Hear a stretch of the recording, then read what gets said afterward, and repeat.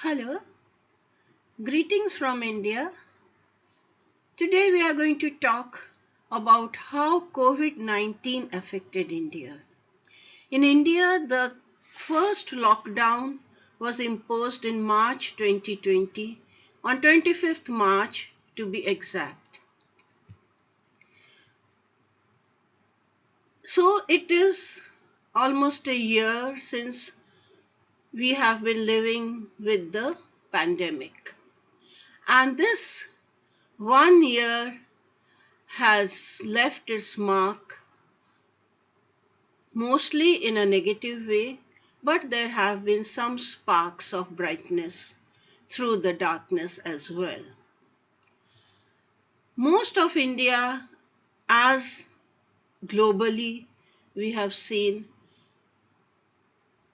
reeled under a great economic depression because the COVID-19 lockdown forced a closure of all economic and trade activities, almost all economic and trade activities.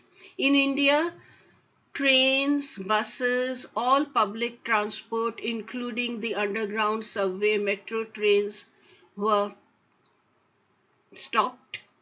All shops and economic establishments closed. All offices, schools, and colleges. In fact, during the complete lockdown, one could hardly see anybody outside on the roads. Only a few extremely wealthy corporates took advantage of this economic lockdown, especially those who could go online and start selling their goods online. But for a majority of people, especially the small scale industries, the petty shopkeepers, the roadside vendors, there was a period of extreme hardship.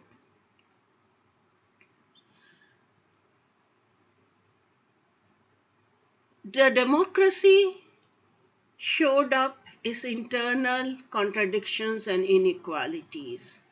Taking advantage of the lockdown, many unwanted and marginalized elements within the democracy were secretly stowed away in jails, and some were also tortured, whereas some extremely favored entities, especially the large corporates, flourished.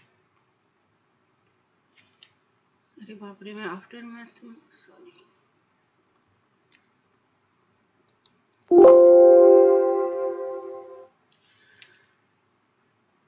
The lockdown was a sudden announcement. As has been the case in India, the state is in the habit of making a sudden, a very drastic announcement which gives no time to the people to go about doing anything about it. The same thing happened when there was a demonetization announcement giving people just a few hours in which to collect their money and to do whatever they could. And the same thing happened with the lockdown. At 8 p.m., it was announced that the lockdown will begin at 12 p.m. at night. Most people, it came like a bolt from the blue. While the upper and middle class persons tried their best to stock up their larders and to store up on disinfectants and hand sanitizers, for the poor it was a extremely difficult situation. Many were left without food in the house, many were left without a penny. They didn't have access to any sources of income the next day when everything closed down. And this includes people like daily wage earners. Daily wage earners had no earning starting from day one. The people who were setting up shops on the roadside or the vendors, they were suddenly left on their own. For the middle class, the biggest blow came when the domestic helps stopped coming. Now, I don't know if of you are aware, India has a great surplus of poor people, with only a few people occupying the uppermost classes, the privileged classes, and a fairly large middle class. Yet, a majority of the people live below what is known as the poverty lines, and which, according to the calculations of the Indian government, barely come up to $3 or $4 in a day. So, this large poor workforce is employed in many menial tasks, and a very large portion, especially the women, are employed as domestic workers. So for most middle class, even fairly not so rich households, the women, the housewives, have a lot of help. There are people who come in to do the cleaning, the clothes, washing, the even the cooking, taking care of children. There are people, there are men mostly who drive the cars. And so actually doing things by their hand is something which is a culture not known to a majority of the better off people of India. Now, with the lockdown, the first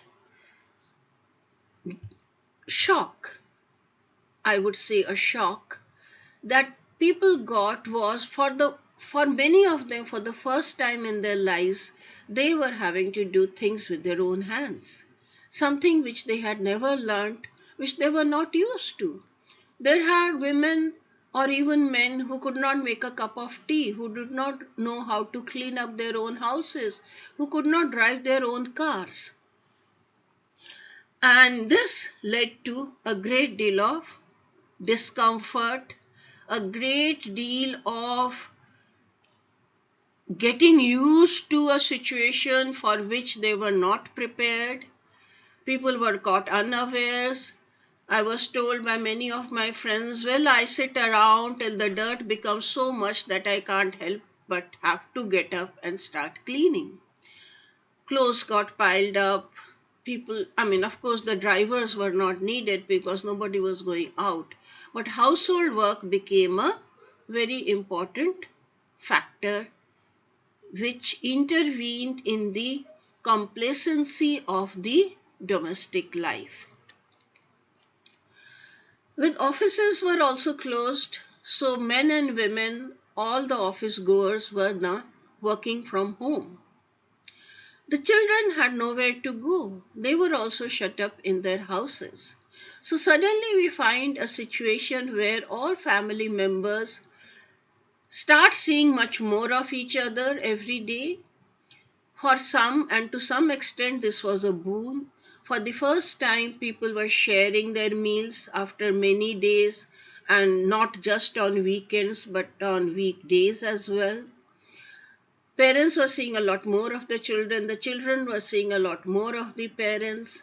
But at the same time, when it came to doing the work, the persistent gender stereotypings went on. They didn't change much. Although there were a lot of jokes on the social media about the kind of, about men or husbands having to share the household work or doing the cooking or doing the cleaning. But in actual factual reality, the burden came directly and almost totally on the women.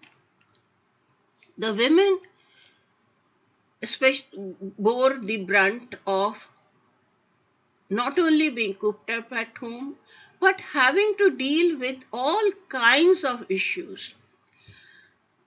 Like, for example, housewives. They could, after they had worked, got up early in the morning and done all the household chores, sent their children off to school, seen their husband off to work, would have fair amount of time to spare, where they would let their hair down, chat to their friends, talk to their mother, watch TV, read a magazine, watch TV, or have some space of their own. But with the family constantly at their head, they had they lost all that time, precious time that they had for themselves. Working women had to put office work on hold, which were also doing digitally from home. They had to take care of the children's homework, their classwork as well. So it wasn't just getting the homework done, but now the mothers had to supervise small children trying to attend digital classes to help them do their classworks, and also to take care of everything without any domestic help, without the nannies coming in, without the maids coming in, or with all the creches and preschools closed as well. As a result, professional women often had to cut down on their professional activities in order to manage household duties. Women, even successfully placed, had to step back, take leave, or doctors or lawyers who had their own clinics and their own place of work had to cut down on their daily routine, their hours of work, take a pay cut, take, in fact, several steps back professionally. It is reported that many women cannot, after 1 year of such stepping back, probably regain their professional status to the same extent as they had before the pandemic began. So, when it comes to a loss of opportunities, money, and career, the majority of the brunt was borne by the women. Men somehow managed much better.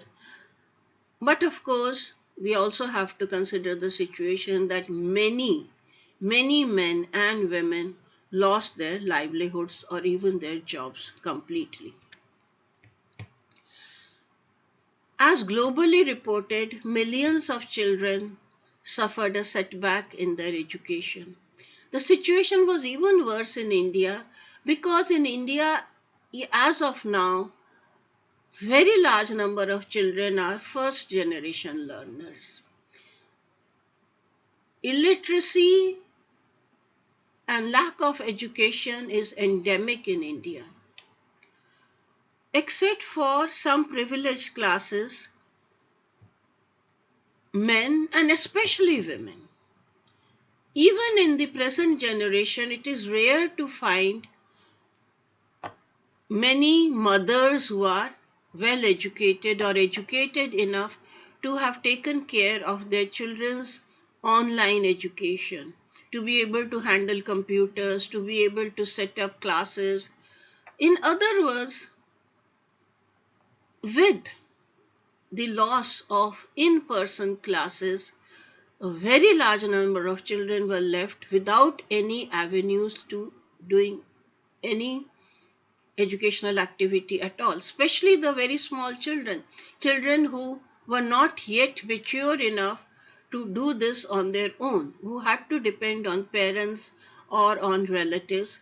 They found in many cases that they were not able to do it. Then there was also the problem that a majority of households in India would not have a computer at home. While the children were learning computers in school, they did not have such facilities at home.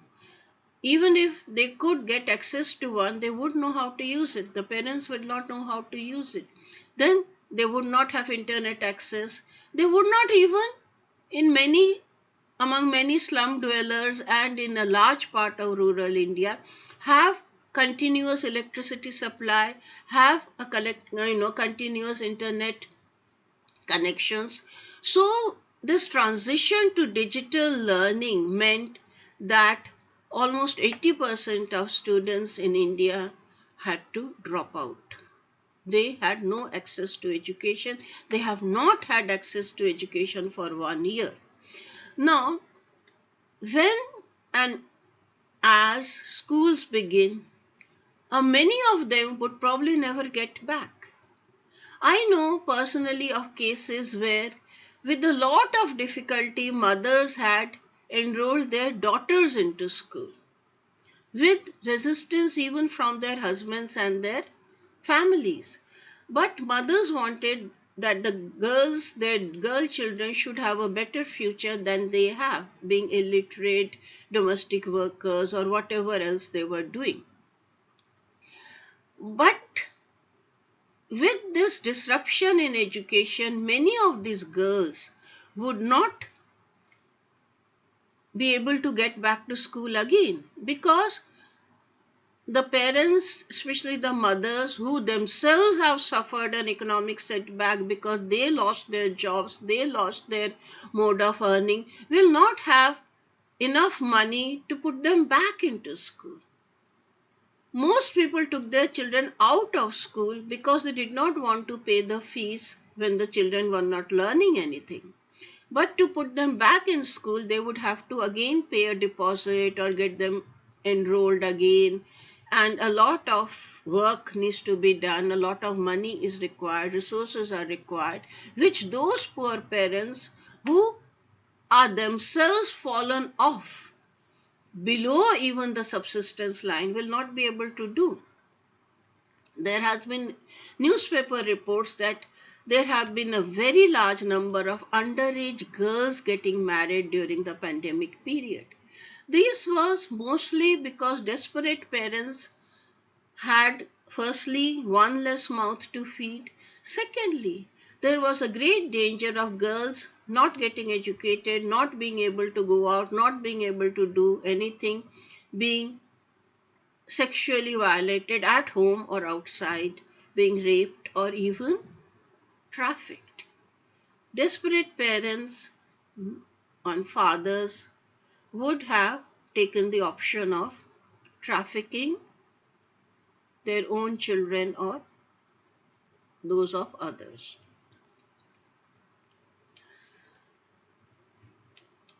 So there was a glaring difference in the lives of people during the lockdown. Some very advantaged families who had a lot of pooled resources, who have their savings, or who had their regular incomes being employed in the kind of services where their incomes were not cut or their salaries were not cut, had, as they some of them described it, a great time. They would spend the time at home, not having to travel. Even if they were working from home, travel time was cut down. In a busy urban city like Delhi, a very large number of people, the daily commuters, spent about 2 to 3 hours every day commuting to and fro from office. Now they didn't have to do it. They could work from home, which means that they saved a lot of time and energy. Now this time and energy was often used in the absence of maids and servants in the kitchen, in cooking. There was a sudden spurt of culinary expertise coming up in social media. It became a favorite pastime of women and even of some men to post their new recipes on the web, on the social media, share it with their friends, proudly pose with the dishes that they had cooked, the exotic wines they had ordered, the kind of things that could still be got online.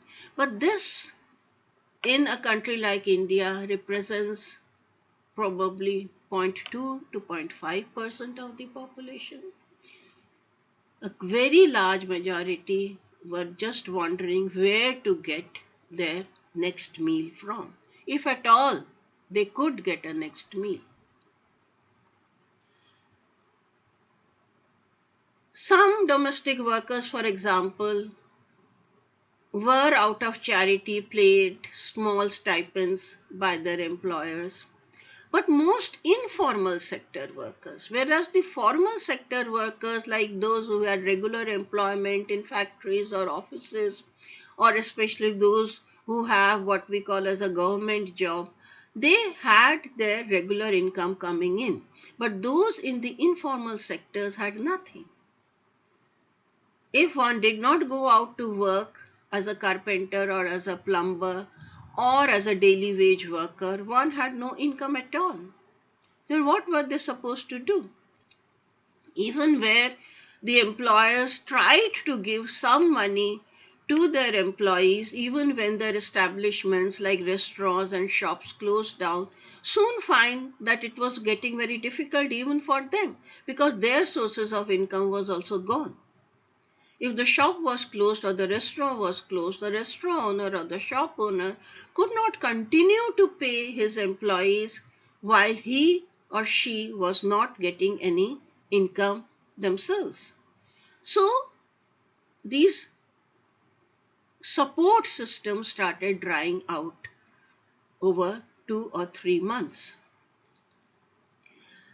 And then there was what we can say complete destitution, complete disaster.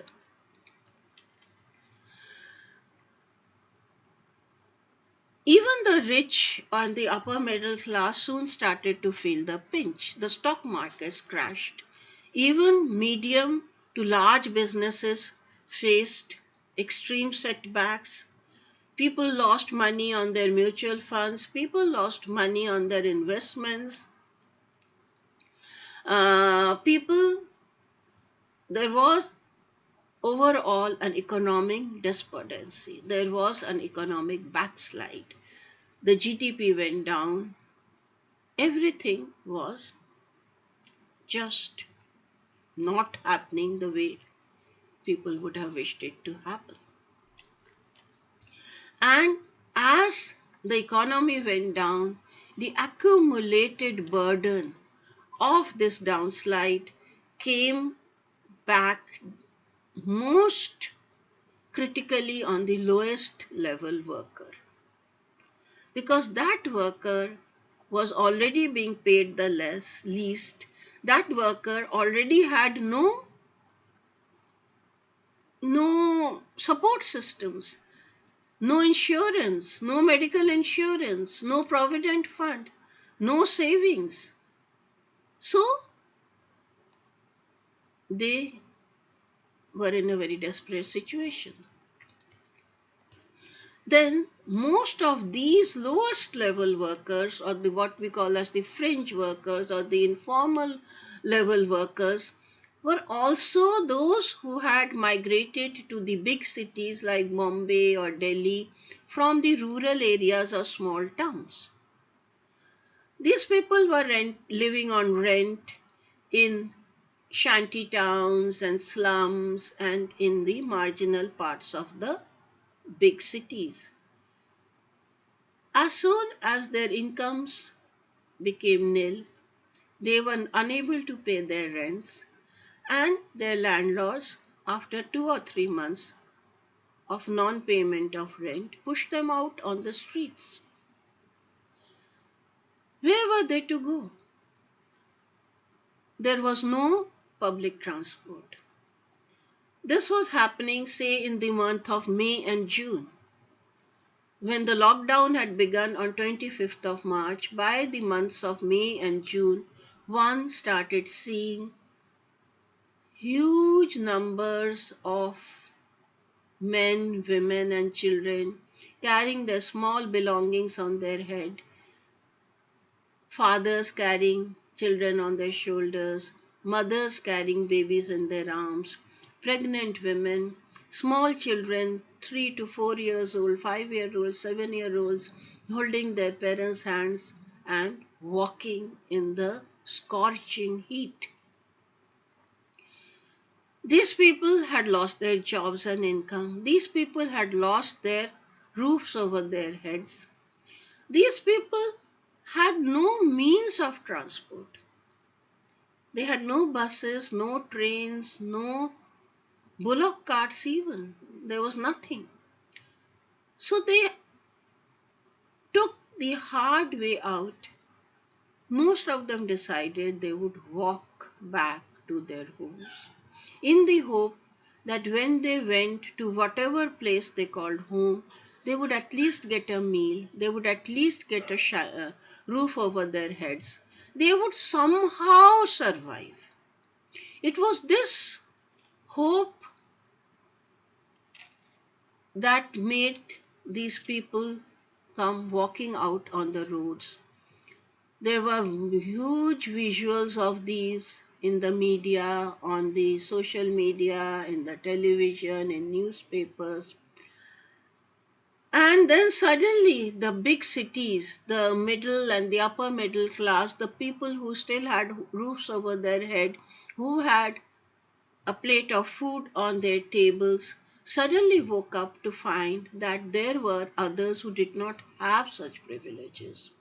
That there were people who were in desperation walking on the roads trying to reach somewhere. That actually triggered the conscience of the nation. Many of these people died on the road itself. They died of exhaustion, of starvation. Many were hit by speeding vehicles and died in accidents. There were pregnant women giving birth on the roadsides. There were many sick people, old people dying. So suddenly the conscience of the nation was shaken up. In some states, like in Delhi, the chief minister ordered that all the schools, the state run schools that were closed, should be turned into feeding centers. So, from schools, they became community kitchens and feeding centers, and people were could go in and get something to eat. Food was being distributed house to house in some states. A very large number of people pooled in resources to run community kitchens. This included religious institutions, neighborhoods, and I would say that almost 90% of people of India, they contributed to doing something for the marginalized and the underprivileged.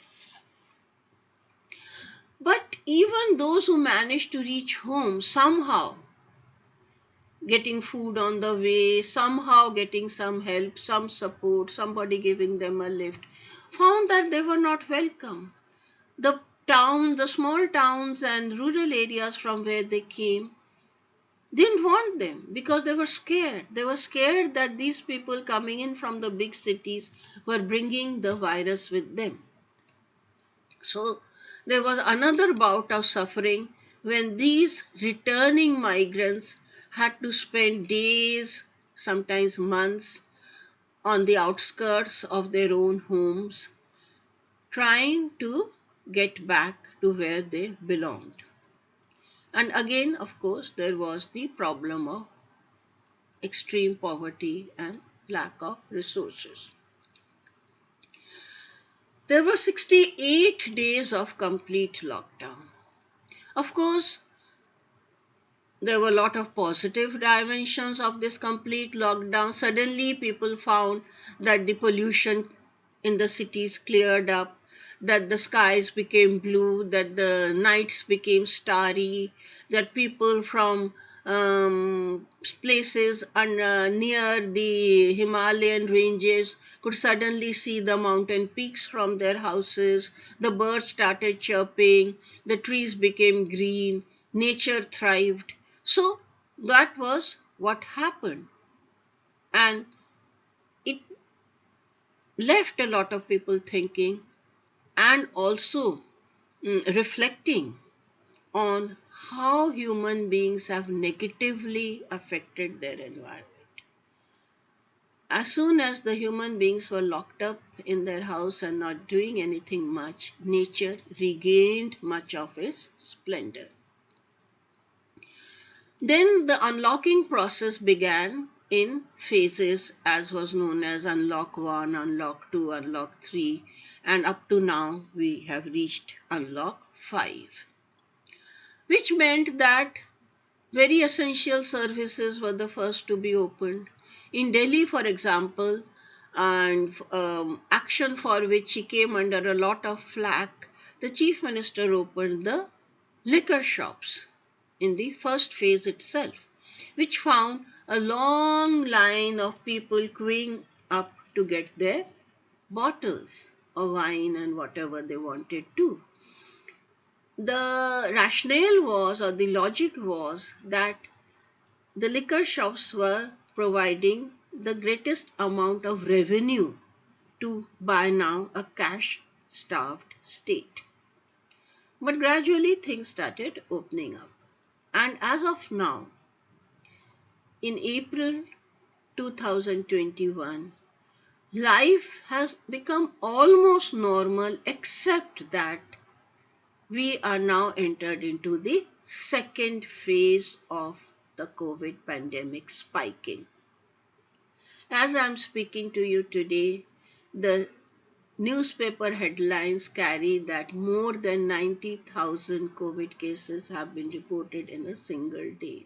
The number of deaths are going up, and certainly the number of infections are going up by leaps and bounds.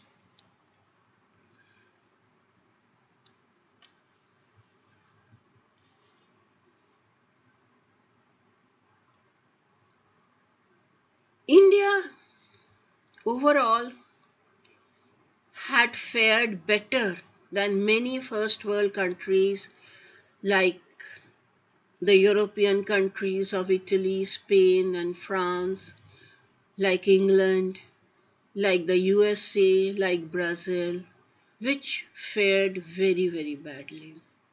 The number of deaths in India were proportionately much less than that in these parts of the world. Although by May 2020, there were nearly 200,000 cases a day and more than 5,000 deaths daily, this was still a much better given India's huge population of more than a billion people and the level of poverty, the level of congested living. It was a surprisingly low figure. The nationalists used this opportunity to trumpet what they called as Indian way of life. They talked about vegetarianism, yoga, the use of antioxidants in the food like turmeric and yogurt and all other stuff like that. None of this has been proven scientifically, but it provided a lot of leverage, at least for a certain section of especially the right wing conservative sections of the society for propagating and kind of publicizing that, look, we are better than what they call, quote unquote, the Western modern societies. But again, no real research has been done in this direction, and possibly in the future one may find that what really happened. The pessimists or the realists have also said that a major reason for this low death rate may be underreporting, because India is also a country which is known for its fudged up data collection or non-reporting or people just not caring. Like a lot of people were saying that nobody really bothered to go to the rural areas or to the marginal areas to find out really what happened. But anyway, at least to some Indians, this was a source of satisfaction. The state's role in India has been played up quite a bit, even globally, because the state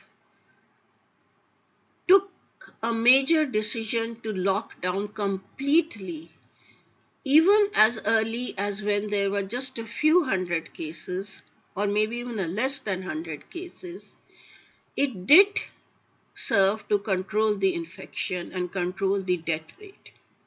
Unlike in the USA or in Brazil, where the heads of state denied the existence of the pandemic, the Indian Prime Minister and all the other functionaries, policymakers in the Indian state acknowledged not only the existence of the pandemic, but they also were proactively engaged in putting restrictions and practices in place that would help to contain the pandemic. Also, this early lockdown facilitated the state to gear up its medical backup, to have more hospitals, more resources, more centers of COVID patients to recuperate, and so on and so forth. And as for India, it also resulted in it producing the vaccine. But on the other hand, this period of lockdown, this period when a lot of things went underground, was also gave the state an opportunity to carry on its program of anti-minority activities, of putting people covertly in jail. For example, just before the pandemic happened, there was a lot of public protests against what is known as the Constitutional Amendment Act. Now, the Indian Constitution was secular in content, in that there was no policy or no law that took religion as a specific criteria. But under the Constitution Amendment Act, religion has been brought in as one of the proactive elements of shaping policies and laws, which includes citizenship rights, rights for migrants, rights for refugees, and so on and so forth. Also, national population register has been initiated, which again has been looked upon by many people as a way to kind of marginalize or even to evict people of the minority religions, especially, and even some ethnic groups. So, just before the pandemic, there were huge protests against these. And these were public protests. People were out on the streets, students were out on the streets. Many major university students were involved in these protests and demonstrations. But as soon as the lockdown came into force, all this had to automatically stop because people had to go inside, stay within their house. But this was also a period when covertly many of these so-called anti-CAA and anti-National Register NPR and activists were put in jail without even it coming out in the open. So, in some ways, the state had a field open for them to enforce many of those uh, regulations which they may have found difficult to do if the public still had the right or the opportunity to protest in the public spaces. The clearing of the public spaces of protesters provided a space for the state to act and take drastic measures against those which it considered as enemies.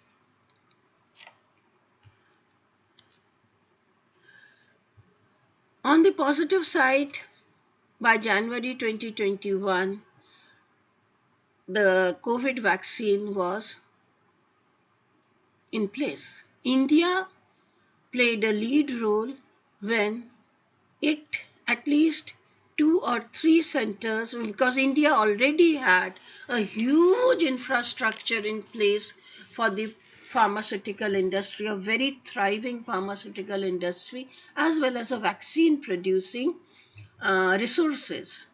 So, several versions of the COVID vaccine had been produced in Pune, the COVID Shield, the Covaxin produced by Biotech, and so on and so forth, which also gave a boost to the Indian Prime Minister's call for what he calls as Atmanirbhar Bharat, or a self-sufficient India. It therefore added to the state's glory in a way. A lot of the credit for the discovery of the vaccine, which of course the state had nothing to do with, has been taken up by those in leadership, including the Prime Minister's photograph is printed on every COVID vaccine certificate. And India has again entered into the vaccine nationalism phase, giving and donating and selling vaccines to those states which it favors, which includes Brazil, which includes even Middle Eastern countries like Yemen and Syria, and of course its neighbors like Bangladesh and Nepal, but it has not given any vaccines to Pakistan or to China. So now we are in a state of limbo. The pandemic has made a resurgence. There is the vaccine, and vaccination is going on at a very, I would say, good, making a good progress. The state is providing free vaccines, as well as the paid centers or the private hospitals are also providing it at a very reasonable rate, a very subsidized rate.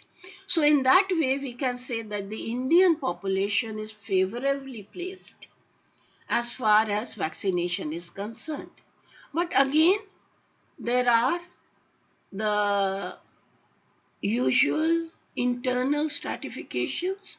The rural areas, the marginal areas, the tribal areas, that is where the indigenous people live, are not the areas where the vaccine is as readily available as it is in the major urban cities. But still, one cannot say that Indian population is disadvantaged with respect to the vaccine as it is in even first world countries like the USA. But yet, there has been side repercussions of certain major public activities, like for example the elections, the by-elections which are going on in many states of India, and where all precautions have been thrown to the winds even by the major political leaders as they go around canvassing and having huge rallies and processions to canvass for votes. So this is one of the reasons why there has been a resurgence of the pandemic. So we find that at some point, economic and political interests are clashing with the interests of life and welfare of the people. It is not that political leaders are not getting the infection, just like Trump and Boris Johnson. Here also, most political leaders have had the infection, but they are supported by far more resources than the common man. So very few of them have really succumbed to the disease. But when it comes to the common workers, for example, in the election rallies, the common workers, the ordinary people who are being encouraged to join these rallies without protection because they have to shout slogans, they are the ones that are getting adversely affected. So in short, at the end, what I would like to say is that a major calamity like the pandemic exposes all the fault lines in a society. It exposes the internal divisions, the stratifications, the gender stereotypes, and all that is wrong with the society. At the same time, it also encourages positive action. It encourages creativity, like the production of the vaccine, philanthropy, donations, and the general camaraderie that was found amongst the general public when they came out in support of each other and also of the marginal sections of the society. So, in a way, we can see that society plays out all its rules in a more enhanced way when it is faced with a extraordinary situation like the pandemic. Thank you.